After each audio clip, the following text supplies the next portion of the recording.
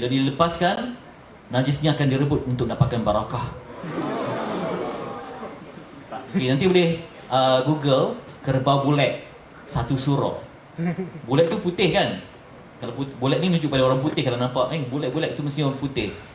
Asal-usul dia dalam keraton istana tu dulunya ialah tempat, iaitu tempat raja-raja. Tiba-tiba terbakar. Hanya di tempat kerbau putih je yang terselamat. Jadi dianggap sebagai satu kesaktian.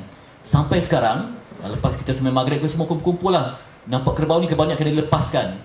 Bila dia najis tu kan orang berebut dah untuk dapat ni. Malah bukan hanya di Solo, tapi kalau ada sebuah di negeri di Malaysia yang terpaksa dirahsiakan, ada segelintir kumpulan ni. Korban tu suci tak haiwan korban? Suci macam mana? Dari najis mukhalazah atau macam mana? Dia suci. Jadi mereka anggap darah tu suci. Jadi semua makcik-makcik, pakcik-pakcik ni berebut nak dapatkan darah yang pertama tu. Ambil darah tu kemudian akan disapu, Allahumma salli ala Muhammad. Jadi peluang. Jadi sebabkan misalnya kata, kalau nanti ramai-ramai ni nak kahwin kan, tapi sebab ni kadang-kadang di kuliahnya cantik turun YouTube, tapi sebabkan nenek moyang tu nak mahukan kamu bersanding, kemudian akan diarak, dijulang, dinyanyis semua. Nak tak? Tapi nak menjaga hati nenek moyang macam mana? Tu dilema dia. Kata nenek, insaf lah nenek. Macam tu kan? Macam tu terbaik. Jadi antara kaedah kita ada ialah kaedah orang tengah. Barangkali siapa dalam nenek tu yang mana yang dia paling sayang anak dia? Mak kamu ke, mak saudara kamu ke? Gunakan medium orang tengah. Kamu nak dakwah tentang katakan filem-filem yang cantik, yang indah alam sekitar, tapi mana siapa boleh jadi orang tengah ya? Walaupun kita ni tak pandai berdakwah, offerkan dia untuk jadi orang tengah juga, pahala yang insya-Allah setimpal. Tak pandai je orang tu nak mengaji Quran, tapi kata saya ni pun lebih kurang, jadi dichannelkan kepada Imam Hanis contohnya. Perbuatan melorongkan ke arah yang benar itu juga satu sedekah dan juga satu dakwah. Kita tak ada kelebihan, tapi kita jangan kata tak payahlah kau ni sibuk je lah. Dia akan mati di situ, tapi kita cari idea, berusaha untuk dakwahkan. Kerana impak, seperti contohnya impak media ni, walaupun kita sebab hidup ni satu yang amat misteri. Misal kita buat filem yang awak rasa tak laku, tapi barangkali akan hits di internet. Bayangkan kalau yang menonton tu 10,000, tak banyak sangat kan? Tapi dalam 10,000 tu cuma 3 yang akan berubah jadi insaf. 3 orang tu amat bernilai. Sedangkan kalau kita bagi ceramah pada 20,000 orang pun belum tentu seorang akan tersedar. Tapi sebabkan awak punya filem yang kreatif tu, ada orang akan dapat impak dia. Kita beritahu kepada kadang awak tengok TV yang menonton 1 juta orang, tapi dalam 1 juta tu tak seorang pun yang insaf. Walaupun drama tu air mata, beritahu itu semua lakonan. Tapi awak cuba awak buat satu realiti di kampus. Misal kata pelajar UM bermimpi tentang sesuatu, apa contohnya? Mimpi apa? Tuan Haji? Tapi tiba-tiba awak buat interview dia masa tu, dia tengah dirasuk di sebuah pokok besar di UM. Kemudian awak paparkan di internet. Jadi kerana itu awak rasa inilah kurafat kan. Tiba-tiba ada juga orang yang tak mana-mana dia baca, kurafat ke benda ni? Awak tak tahu pula sebab ni. Sebab saya pernah post di Twitter, saya sebut ada orang nak pergi umrah bulan 3 ni. Dia tanya boleh tak buat haji sekali? Ada yang kata InsyaAllah boleh kot. Dia tak faham apa, dia tak faham agama kan. Jadi macam mana nak faham? Sebab tapi kita yang faham ni, haji ni untuk bulan haji lah. Kenapa kau nak pergi buat ni sekali? Kadang kita pergi ke bulan tu, kita haji bulan 9 contohnya, kita pergi bulan 2, pergi umrah ya, InsyaAllah selamat, doa banyak-banyak ya. Nanti pergi buat haji sekali kan macam mana? Jadi kita kena bagi tahu dia, kau ni tak sekolah agama ke apa? Itu cara yang tak berhemah. Kita lembutkan sikit. Kan haji belum tentu. Kan sejuk orang dia dengar. Tapi kalau saya post itu, mesti ada banyak kecaman kata, janganlah kau merendah-rendahkan orang lain, terlalu sensitif. Antara kelemahan kita orang Melayu ni, terlalu sensitif.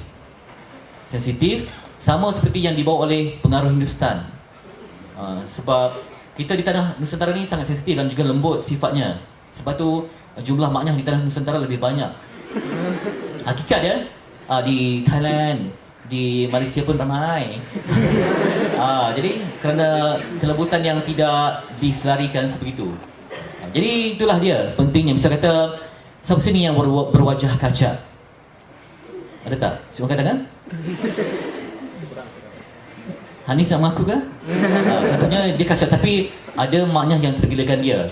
Jadi dia kata, saya akan report pada polis sebenarnya. Jadi dia akan, walaupun dia masih ada perasaan tu, tapi dia akan rasa memberontak nak cari lelaki lain. Tapi awak, yang paling berani awak bersahabat dengan dia, selit-selit musuh ni. Sebab ada pernah terjadi di mana seorang maknya di kampus ni, dia nak insaf. Dia cubalah macam pakai tudung lepas tu mengaji Quran. Ada juga macam tomboy, pengkitnya ganas, dia pergi sembahyang Jumaat. Jadi sekarang ni kan zaman semuanya sudah pun terbalik. Malah di setengah negara ada kelab pencinta haiwan. Siapa yang berminat untuk melakukan hubungan seks dengan haiwan boleh sewa lembu ke kambing ke, order lah melalui online. Tapi macam mana awak nak berdepan? Nanti siapa sini yang teringin berkahwin agaknya? Akan ada anak kan? Rasanya cabaran mereka lebih besar tak? Tiba-tiba mereka baca surat khabar, dia kata baru 2-3 tahun nak belajar mengeja kan. Sebab sekarang ni ramai yang pergi prasekolah awal. Tiba-tiba dia tanya mak, seks tu apa? Seks kan?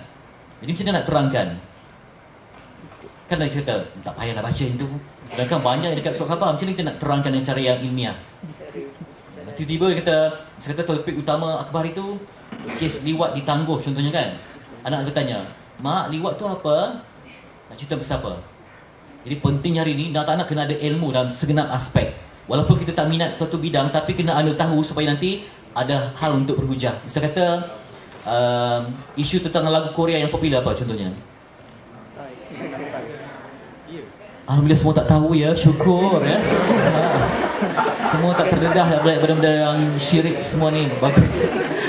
Jadi kalau misalnya kita jadi cikgu ambil KPI ke budak murid tanya, cikgu macam mana kita nak tangkis benda-benda yang tak elok ni, Gangnam Style ni contohnya. Cikgu pun tak tahulah apa bendanya. Jadi dia akan tamat di situ. Cikgu ni tidak berilmu, terlalu mengeksklusifkan diri dia je.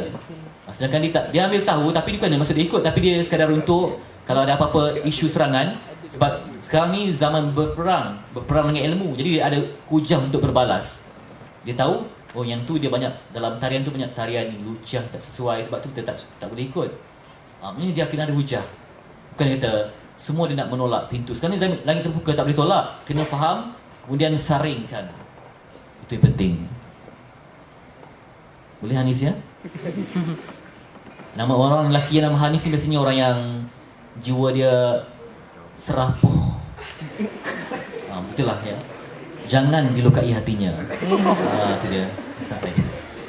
Saya kira masa sudah terlanjut. Saksikan Khurafat ya. Setiap Selasa 10 malam TV9. Minggu depan kita nak buat pasal patung, di mana sekarang ni ada pengedarnya di Malaysia. Patung dari Siam. Pernah dengar Nang Nak? Tak pernah, suci sungguh ya. Nang Nak ataupun nama Siamnya Plaknong, di Malaysia dipanggil patung Lamayan Puteri. Dia cantik sangat, terkenal di seluruh Thai ni, memang ratusan tahun lalu. Tiba-tiba dia nak sidai kain, hujan, terjerut, mati. Jadi tangan dia, tolong abang yang mari, abang tolong. Tangan dia macam tu. Jadi patung dia kat Thailand tu, tangan dia macam tu. Patung Lamayan Puteri. Kemudian patung ni kena dibuat kecil-kecil, diletak bersama janin berusia 3 bulan ke bawah, digantung di leher untuk seri wajah. Cahaya sirih naik ke muka, cahaya pinang naik ke kening. Macam tu. Dijampi pada setiap malam Jumaat. Dan kalau tak jampi nanti janin tu akan mencari untuk diberi makan. Dijual RM300 di Kuala Lumpur. Kalau tak percaya Google, patung Lamayan Puteri, pengedarnya orang Islam. Sebab alasannya kenapa dia buat begitu, katanya ini satu dakwah saya, iaitu kalau kita ambil sakit, ambil Panadol kan, itu cara dia untuk sembuhkan penyakit. Ini cara saya untuk mencantikkan orang. Selain pada baik janin tu, ada juga cicak untuk perniagaan. Apa fungsi cicak dengan perniagaan? Apa agaknya? Abang yang baju hijau tu ada? Pelajar ke pensyarah? Pensyarah ya? Agaknya apa kaitan cicak dengan perniagaan?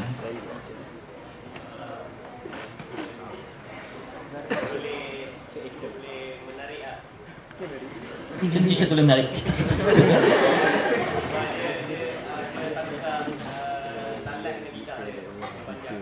Ok. Okey. Cicak kan melekat kat dinding kan? Selagi cicak tu melekat, selagi tu kau pegang pelanggan tu. Itunya falsafah dia. Macam itulah. Kemudian kita tengok dalam kereta bawah exhaust tu ada patung.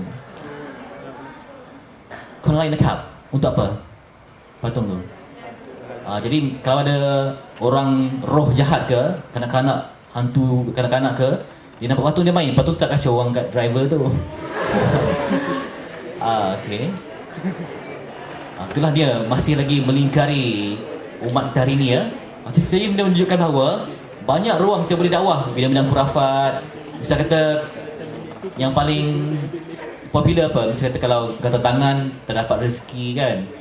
Banyak kita boleh bangkang tentang guna internet semua.